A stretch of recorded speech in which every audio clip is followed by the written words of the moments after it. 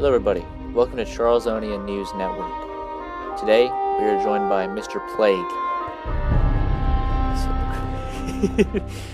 Okay. So, Plague, you want to introduce yourself to the camera real quick? Yes, hello. I am Just Plague. I am a general of the AFS. I've been on this server for just a little bit more than a month now. But in that month, I've lived quite the story, and I hope I can answer a few questions that may be persisting. Okay, one second. Candy. What are you doing here? What's that noise? I don't hear anything. Are you talking about from, like, the mic? No. Oh. People running. It's gone. Hold on, Okay. wait. Is my mic clear right now? Because I can Yes. switch to my laptop and put It's- my microphone on It's perfectly clear. if needed. Okay. So, you joined. Oh, well, let's just go. How did you join? Like, how did you find the server? Well, It's back. I think I'd rather say the server found me. So I was on this. I'm in this CubeCraft community Discord, not the main Discord, but it's held by a few of the prominent players, and just randomly one day, never met him beforehand. This guy just messages me saying "Hey, my faction's in a war right now, and we really need help.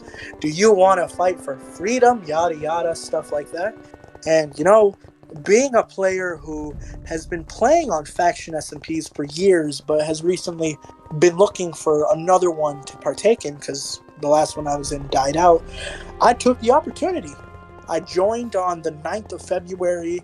I met up at Fort Destiny, and the next day I was off to war. And I killed a lot of people that day. Is that the Mephisto Massacre? Yeah, the third battle of Mephisto. Yep. I was there when Zevdi killed MJ. I witnessed Poi kill a guy, and that guy dropped 10 stacks of TNT. I saw a lot of stuff go down that day, but one of my favorite kills was when I found KD stuck in a berry bush right outside of Fort Destiny, and I put a bullet between his eyes. I remember that. I was spectating. I saw that. That was funny. Yeah. But you missed the point when the war was actually really we don't know if we're gonna win. This could go either way. You missed that. And I think you would have really enjoyed that. I probably would have. But you know what? You're very loyal to the AFS and Zevdi in particular. What caused that? Well, admittedly, when I first joined the SMP, my original perspective was that, you know what, I'm just going to join, I'm going to get gear off from these guys, and then I'm just going to form my own faction. But throughout the many battles that I've partaken in, I've learned to appreciate you guys a lot. And that loyalty stemming from that brotherhood, I am no longer the same person that I was when I first joined the SMP. Yes, I enjoy killing people, but I will not betray the brothers that I fought alongside with. Yeah, and I brought that up in our meeting earlier. The whole AFFS kind of seems like we're all really close now. I mean, even the faction lines don't separate us anymore. Zevdi, the first person Zevdi was the first person I saw on the server. I was teleported to him. He was the person that my TP was used on. So I kind of my first teleport was to Zevdi. Gotta stay with that boat now then. Yeah. And you've created this Black Death Squadron, and I remember when it was formed. I was just talking to you about how Scarlet Squadron is getting pretty big, and it's mostly based on people in the other time zone and all that. What is the Black Death to you, though? Admittedly, the Black Death Squadron is seen as it's the people that I can fully rely on. No offense to the other people in the AFS, they're reliable in that sense, but not to the level that I have with my guys. So I've known everyone in the Black Death Squadron for years, long before this SMP. They're all people that I've fought against, I fought along with, and I fought for. And it is with this that and even a few of them, I know them in real life. It's that connection that I have with them. I trust them. I know how capable they are, and I know if I ask them to do something, it will get done. If I say, "Hey, I need you to get these items for me," they'll get it for me. Hey, you know that player over there? They'll see like, "Yeah," and I'll be like, "I don't want to see them," and they'll get it done. They'll bury them 6 feet below, and it's that reliability that I hold them to this high standard. And it is with that standard that I hope that they not only serve me, but serve the AFFS's total goal at the end of the day.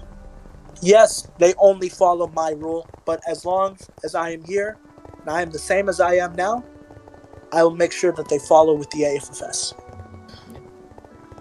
And hopefully that's for a while. Hopefully the AFS doesn't just crumble. We're definitely not alluding to a civil war in the near future, guys. Hopefully not. Just getting started. But, you know, you're actually on the High Council of the AFFS now. Yep. Which it changed just today, what that means. But what would you like to see the AFFS turn into and work towards? So I currently like the direction that the AFFS is taking. I like a more centralized form of government, or just, form of higher power. Because when everything's decentralized, that leads to infighting, that leads to disagreements. But we need to make sure that everyone's on the same page. And I feel like with the steps that we're taking, that we're moving towards that, I believe we can accomplish such. And, the AFS is probably the biggest faction I've ever been in, and I've been here since the very start. It's the biggest faction I've been in any SMP. Yeah, I can say that. It's massive, and I feel like we actually have an opportunity now to create some kind of government, and it actually matter, because there's so many people that it presides over. Yeah. And we're still a lot of stuff we have to figure out with that government thing. What kind of government are you hoping for? I mean, as far as our people that control it, how long they control it, all that. Well, I have a history with monarchies and dictatorships on other SMPs. I've been the sole ruler of many nations beforehand, but I've always felt in the back of my head that I want to take a step back. I want someone else to take the wheel. But I'm seeing what we accomplished now with proper democracy. We had enough people to vote, and we did. I like this format. I think voting every month, or maybe even 2 weeks on some, if we get to that point, that we're accomplishing so much that we want to break it down. I believe every 2 weeks or a month, voting in a new Lord of the AFFS is a healthy solution to accommodating power. We make sure that every faction has its representation. They each get a vote. Each player individually has its own vote. They have their own voice. And in your opinion, and I don't really have an answer for this myself, but what should that Lord person do in the month that they are the leader?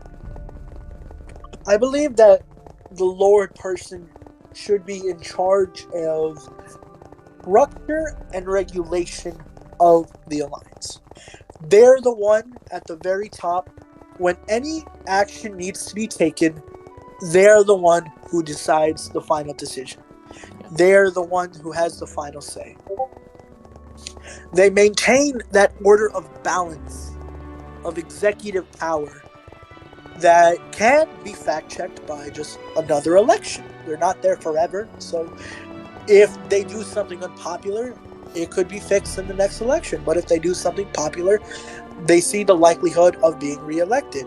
And it is with this that I believe that lords should find it in their interest that they should not only make sure everyone's doing their task, but they make sure that just stuff in general is all, stays on track, all according to plan. Yeah, and an idea I had is that, there's not enough people to make it so you can only run so many times, but I thought maybe if you're only allowed to serve one, you can't have 2 consecutive terms.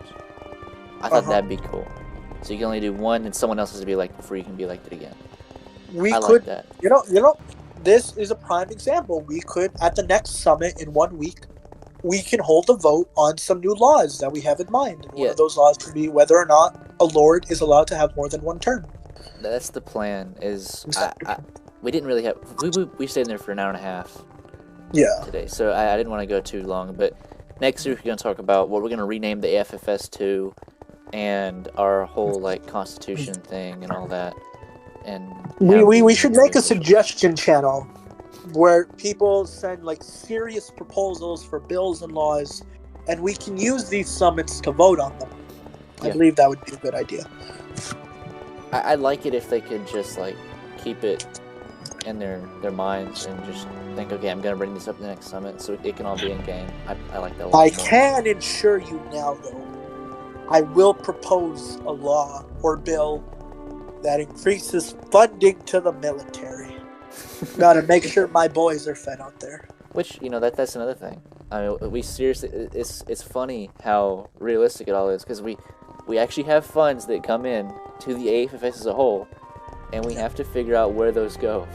So I currently have $610 worth of war reparations in my under chest right now. 500 from Loped, which I got from Luke yesterday, and another 110 that was given to us by K-Dino when we had our meeting with him the other day.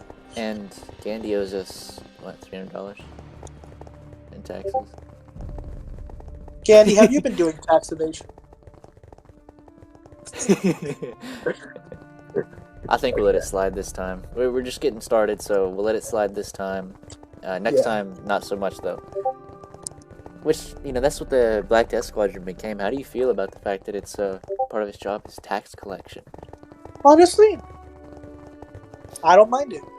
It wouldn't have been my first choice, but the fact that it's been offered to me, I take that as an honor. You guys see our squadron as capable and reliable enough to be collecting such a valuable asset needed for our continuous prosperity. And I hold that in high regard. It is very reliable. The Black Death Squadron is like probably our most reliable group that we can rely on. Like, we have to rely on it. And for example, when I went to go collect debt from Luke, we always have to have a precaution. What if it's like staged? What if they're, planning on doing something? Me and Lewis met with Luke, and then we had Zakoi hanging back on a higher level to keep an eye out. So it's with this like structure of preparedness for every possible outcome, like that adds to our reliability. We were prepared for anything at that moment. Luckily enough, nothing happened, but if something were to, we would have been prepared for it. I like that. I feel like a lot of people are underprepared for a lot of things. And back whenever I had Charles Onian, we pretty much ruled the world without much contest.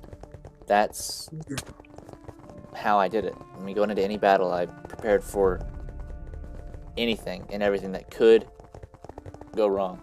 Even if it was just out there, really out there. Yep. Wait, 1 second. Is there anything you'd like to mention while we're on here? Yes. One thing that I would like to mention is that while I may not be used to an SMP at such a scale that this one is, I've been really enjoying my experience so far. And I plan to continue playing here for as long as I possibly can. And just know, at the end of the day, the plague knows all.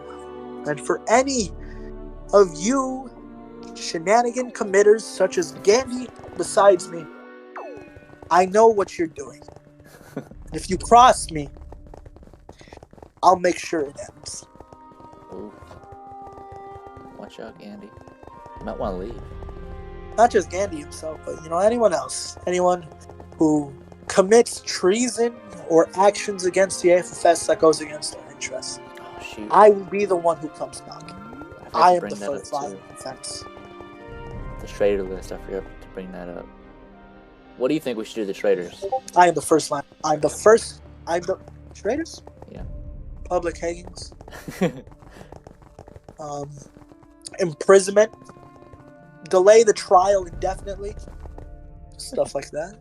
Yes, sir. There's only so much you can do to a person physically, but there's a lot you can do mentally. It's these mind games that you have to play with people.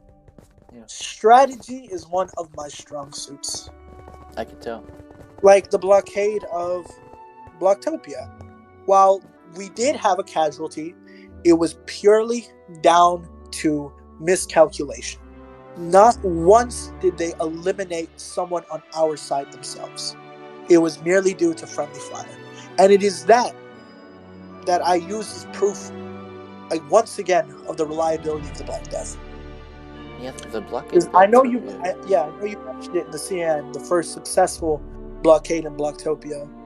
We had held the blockade, just the Black Death Squadron, before Gabriel or Easton and Celia showed up. Me, Lewis, Spectral, and Slasher, we held down the entire perimeter. We killed several people going in and out. One of them was Tattle, who was trying to make a transaction with Lopad. KD as well. We also killed Luke several times that day. And a few other Lopad members while they were trying to get inside. And while, yes, that may have been a humiliating day for them, I believe that only shows the surface of the capability that the Black Death Squadron has. And with I as its head, I just want to say, if need be, we can do more stuff like that in the future, if necessary. Yeah, and I'd like to just bring up, I mean, we've joked about quote-unquote blockading places before, like it was crazy, impossible. Mm-hmm. Yeah. I mean, you did it, you know? Like, yeah. Because you basically, you cut them off in the nether, and on the outside, no one could come in, no one could leave. Yeah. Like, that was very impressive when I heard about that. I was extremely impressed. Yeah. So, yeah. But, I mean, we had locator maps too. We knew when someone went into the nether, I'd send someone to go cut them off. And that's all the questions I have for you. Do you have anything you'd like to... Anything else? Honestly, that's all I have to say. Okay, well, if that's all, thank you for talking to us, Mr. Plague. Thank you all for watching, and goodbye. Bye-bye.